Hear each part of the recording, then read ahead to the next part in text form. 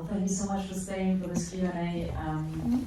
It's a difficult watch. It's not an easy film to sit through, but it's an important film to watch and witness. And Khrystyna, thank you for making it. I'll introduce our guest once again. So Khrystyna Lizogub is a cinematographer with a lot of experience of working on in Ukrainian cinema industry, and among her films, something that you might be aware of is Школа номер 3, School Number 3, directed by Georgina and Lisa Smith, which won the highest prize at Berlinale in 2017. If you haven't seen it, do watch it. It's absolutely brilliant. Just before I ask a couple of questions and pass the floor over to you guys, I would like to give you a slightly sort of wider context on some of the things that we saw today in the film. A lot of women have taken up arms since the start of the war in 2014, but especially since the start of the full-scale invasion. I just wanted to share some figures with you of the numbers of women who have joined the Ukrainian Armed Forces. So as of 1st of March 2023, over 60,000 women, so 2.5 times more than in 2014, joined the Ukrainian Armed Forces. 42,000 or over nearly 43,000 are service women, and among them nearly 8,000 are officers. So a lot of things are changing. About 5,000 women are participating directly in combat. Now, the question that I often get asked is why so many women join Ukrainian Armed Forces in Ukraine? And the answer is complicated. I hear from veterans themselves that, especially since the start of the full-scale invasion, one of the reasons is because they didn't want to meet the occupying troops unarmed. They preferred to be in a structure, in a military structure, and armed to face the full-scale invasion. But also, it's because a lot of people, a lot of citizens of Ukraine join in Ukrainian armed forces, whether they are being called up or do so voluntarily. It's essentially a citizen army now, because what Ukrainians are fighting for are basic rights, is to protect statehood, is to protect democracy, is to protect an ability to live in sovereign Ukraine. But there's another reason why Ukrainian women are joining the armed forces now, and that's because things have changed in the armed forces. I've been researching this topic for some time, and I could see the change. When they joined in 2014, 2015, their position in the armed forces was quite restricted. They were there, but often on a semi-legal basis, because a lot of occupations were not permitted for women. So they would be registered as administrators or seamstresses or something like that, but in fact would be performing whatever duties they needed to perform, including combat duties. And because of a very formidable veteran movement consisting of women like we saw today in the film, and a huge advocacy campaign, things have changed. In 2016, the first restrictions were lifted, and essentially now most of the restrictions are already lifted, and women can be in those occupations for which they are trained to be fully legally at the front, including in combat. Some things remain, so paternalistic attitude, I would say, so that's why we have about 5,000 women in combat. Maybe more would like to participate, but there is still resistance from the command.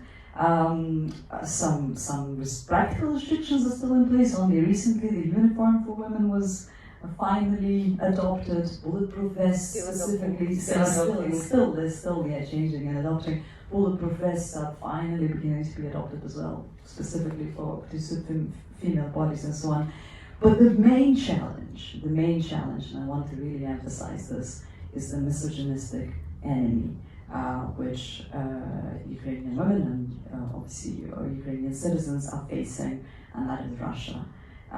Violence against women, conflict-based violence, is completely normalized. War crimes are totally seen as a way to fight, to wage a war by the Russian troops. We see plenty of evidence of that. And I just want to turn very quickly to one. I don't know how many of you have noticed that, but there's a clip in the film when our protagonist is cooking, I think, and she's listening to something on, well, presumably the radio or TV. I recognize the lines very quickly. Those lines are from documentary film Invisible Battalion, and they are the lines of Adriana Susak, who actually has recently been injured and she's recovering now. And she specifically says that my Nomdiga was Malish, was kid, and it was neutral, gender neutral, or you could assume that it's masculine, specifically not feminine, in case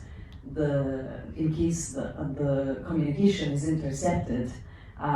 She didn't want to be known as a woman because she didn't want to be captured, because women would specifically be captured, targeted by the Russian proxies or the separatists and so on. So, turning back to that Invisible Battalion film specifically, which the director, Maxim Nakонечный, did work on that as well. He was editing this. He was the editor, yeah. My question to you is, if before women had to try and make themselves as visible as possible, but the reason why they called that documentary film Invisible Battalion is because the participation of women in the Ukrainian armed forces was invisible. They needed to fight for visibility.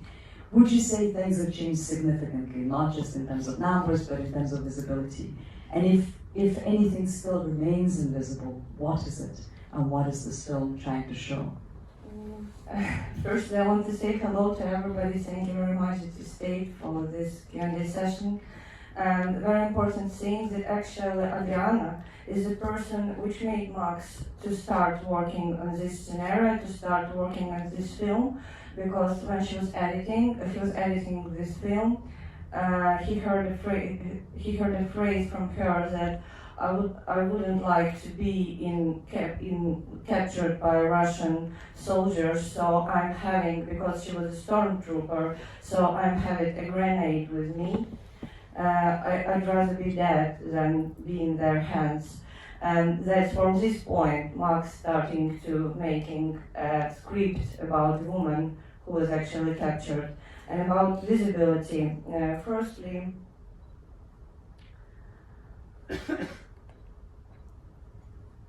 first I wanted to say that I was shooting a lot of women during the war from 2014, and I'm shooting the war now. So what changes I can see by my experience, because I can speak only about my experience actually.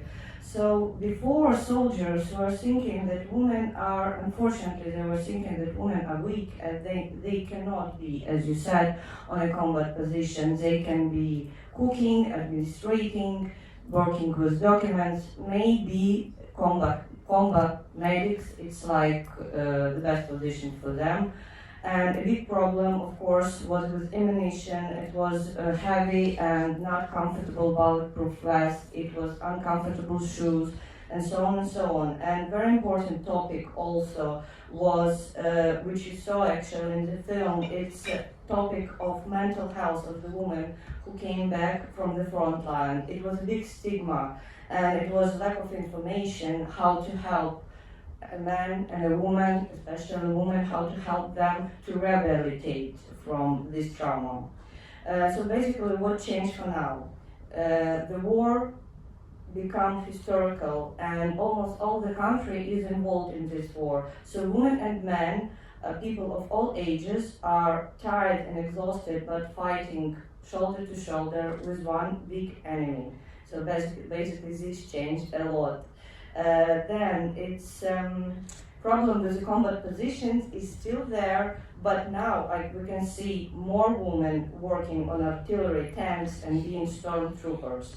The question of the uniform is being discussed in society, very, very active, and Kaita Primachenko, the actress in our film who played Ponechka, she's actually the main person in the community called Veteranka, and it's a community which helps women to, the community which are working on the uniform questions. They're like trying to make a comfortable bulletproof vest, to speak about problems of women in the army.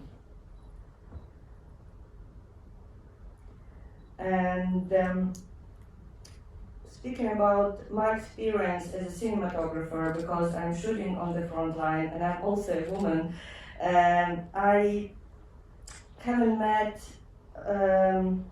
I'm not a soldier, but I'm not comparing myself to a soldier woman, but working in the war zone, I'm often in touch with the many militaries, and almost everywhere I feel respect and gratefulness for my work. This change. That's fantastic.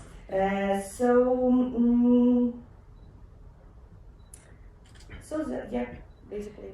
Well, I'm glad to hear that you're essentially confirming the statistics as well with your personal experience. So one of the figures that I came across is that in 2018 already, in surveys, only over 50% of the people surveyed in Ukraine supported the idea of ensuring gender equality in the Ukrainian armed forces. Mm-hmm. In 2023, that figure is over 80%.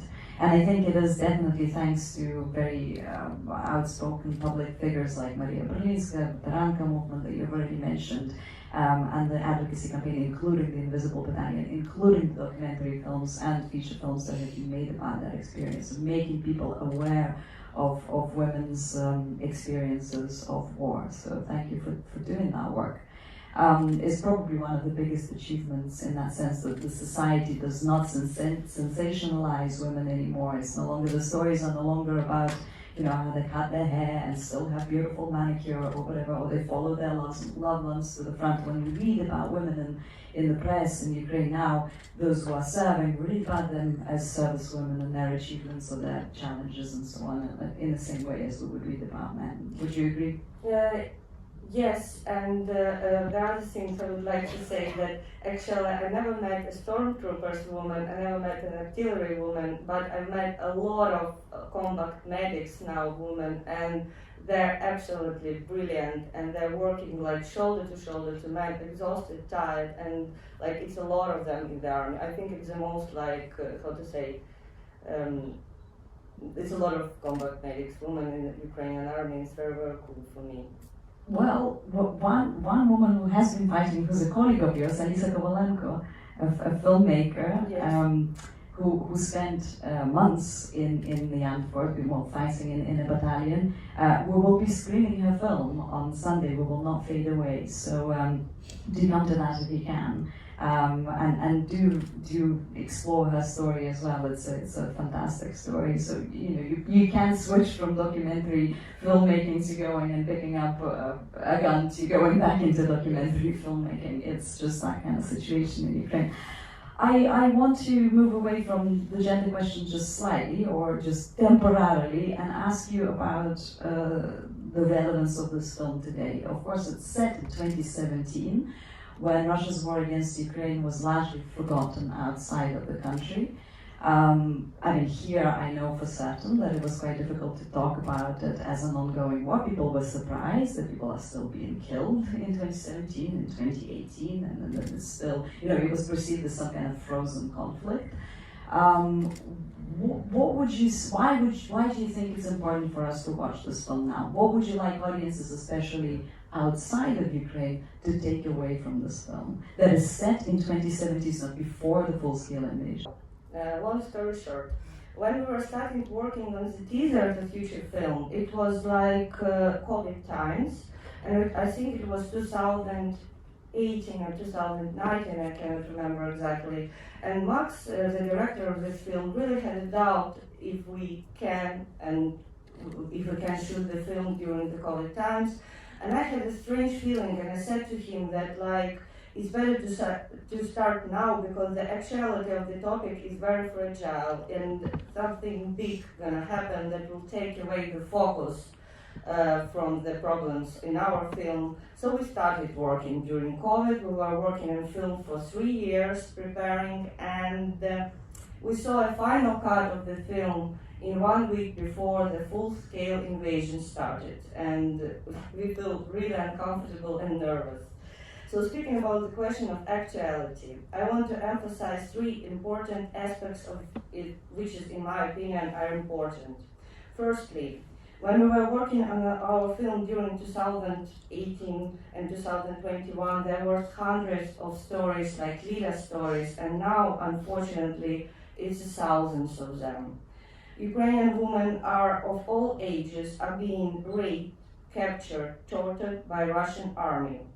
It's not easy to them to speak about this, even to doctors and police.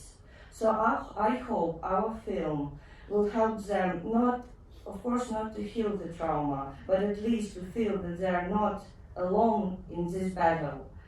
And people in other countries will see, and they have to see, that Russian soldiers are not real soldiers and not real warriors. They're rapers, killers, and war criminals. It's not their work to rape and torture women. Second important aspect in how our veterans, men and women, are coming back to the civilian life. And again, now it's thousands of them. In this work, we'd like to underline the social issues, which is, in my opinion, are the consequences of a trauma. So when they come at home, sometimes they may not be treated in the way that they're expected. Both system and basic people cannot accept help and resocialize people suffering from PTSD, and in the end, some of them feel humiliated and aggressive and harm themselves and other people, or just cannot find the right place. Of course, it's important to underline that the situation, like the situation in the bus, which happened with Lilia, it's when the people saying it's not their war, the situation changed. Now the Ukrainians on the way to another. Now all the Ukrainians, in one way or another, are involved in this historical war. But still, it's very important to understand that now, during the full-scale invasion, a lot of soldiers, women and men, will come back traumatized, and it's very important for other countries to support and be involved in rehabilitation processes. A third aspect, very, very fragile topic about nationalistic movements in Ukraine. Somebody can say that it's not a time to speak about this because it's very controversial. But in my opinion, if you're part of a cultural community of a country, you should look and explore the hard question of society you are living in, and be honest in your art, showing to the whole world our reflections. So people in other countries will think and reflect also.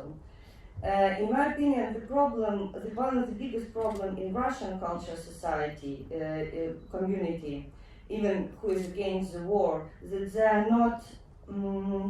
they're putting a lot of attention how miserable they are and how the whole world is against them, but they are not working, shooting, reflecting, and thinking why things become so tough in their country. And I think in our film, we're thinking and reflecting how tough things are in our country, and I think it's very, very important for the cultural society to think and reflect.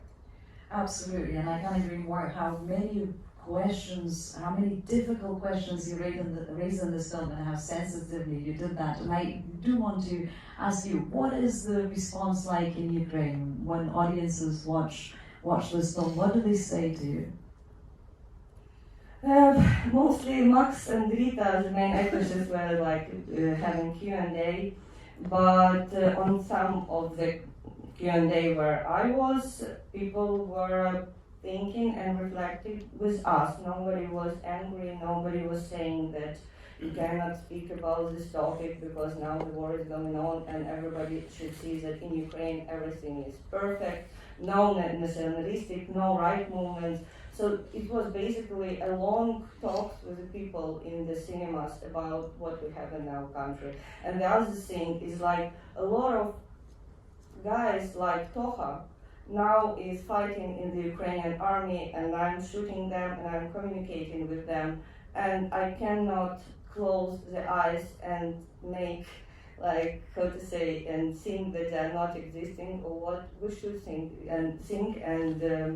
about these problems. We should communicate with these guys because now they're defending our country, and then we should be communicating with them after the war, so we cannot close our eyes. So the people are really ready to talk in Ukraine, the people who came to see the film. Absolutely. And that kind of conversation is a sign of a society that is ready to face its trauma, and I hope that it'll contribute to healing. I mean, it's something that I notice in my own work, that discussion heated discussion, arguments even, what defines Ukrainians. We are very ready to argue with one another, and it's a sign of progress, and it's a sign of a very healthy society, I think. I'm going to ask one last question, and then I'll pass the mic onto the floor. It's about the sort of elephant in the room. The elephant in the room is the director, Maxim Nakhaneshny. He's clearly a fantastically talented director, but he's a man. And some people might think that it's a problematic thing for a man to do, to shoot a film about a profoundly female experience of conflict-based sexual violence and other experiences that you show so well in the film. He did surround himself with women, yourself included. Natalia Voroshvit is another one I'd like to mention, who appears in the role of Soroka, Magpie, who's a film director herself and a playwright. She made an amazing film called Bad Roads. If you haven't seen it, watch it. Also raising a lot of questions about women's experiences of war. The script is co-written by Irina Tsilik, whose film we're screening tomorrow. So please come. She will appear via Zoom at the Q&A after as well. I suppose what I'm asking you is, did he listen to you? Clearly he did, I assume, because the film is fantastic. But also, was he aware, would you say, of the fact that he's speaking on behalf? So, a little bit of inside information. Max, the director of this movie, is my ex-husband. We're a sensitive guy, if you can still work together. We're very, very, very good relationship, and we're like a couple, an art couple who are doing film together for a long time. So we actually shot our first short film together. It was called Invisible, and Max was exploring women's sexuality in this film. So it's not his work, it's first work about women problems. So almost whole our team were women, and Max was listening to all these women. I can say it to you like 100%. And he was really considerate about the topic. He was consulting the women soldiers, gynecologists, women who gave birth to a child. For example, all our team consulted with gynecologists about abortion procedure. We went all together, Max, production designer, costume designer, me. We were just being consulted by gynecologists because it's very important to know what you're doing in this topic, because it's very, very fragile topic. So, and he was all the time in a deep connection with an actress and deep conversation with her, being very, very careful with her. In the scene when Lilia is giving a birth to a child, Max was playing a doctor who was clapping her on the cheeks, so nobody will touch her, nobody from the team, no actor, so he will be gentle and she will not feel the pain or something like this, for example. So yes, he was really careful, really nice. Well, that's very reassuring. Okay, let's hear from the floor. Any questions? Please put your hand up. Thank you very much for giving me the award. So, at the beginning of the film, I saw that lots of countries helped in making the film. So, I'm interested what was their part in it, and maybe you were filming abroad or you were filming in Ukraine. We were filming everything in Ukraine, mostly in Kiev or near Kiev. For example, hospital was filmed near the Kiev. The hospital is called Lisova Polyana. It's like a big hospital that now in this hospital, unfortunately, it's a lot of soldiers, women and men, are being helped with post-traumatic syndrome and with injuries and wounds from the war. We shoot near the front line, actually, and it was a situation when we just picked up the place, the location where we need to shoot. It's the first scene in the film when they're changing captivity, like people who are in captivity. And this is the front line, actually, and we have to change location because we choose one bridge. And then soldiers said, well, we think it's gonna be full-scale invasion. It's a lot of Russian troops are near the near like very close to our location, so we changed location, but it still was on the front line. We did not shoot in any country, but Serbia was a country where we were doing color grading.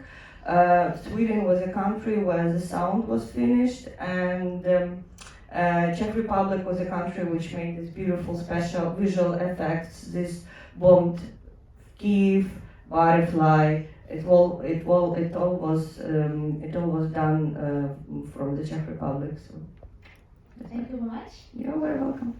Fantastic. So please remember that we have 2 more days of film festival filled with fantastic examples of some of the best cinema from Ukraine, both documentary and feature. Tell your friends, tweet about it, share information about it, and come and watch our films. And it just remains for me to thank you, Khrystyna Lizogub, and your team, and for making such a fantastic, powerful film, and to all of you for coming here tonight. Thank you very much.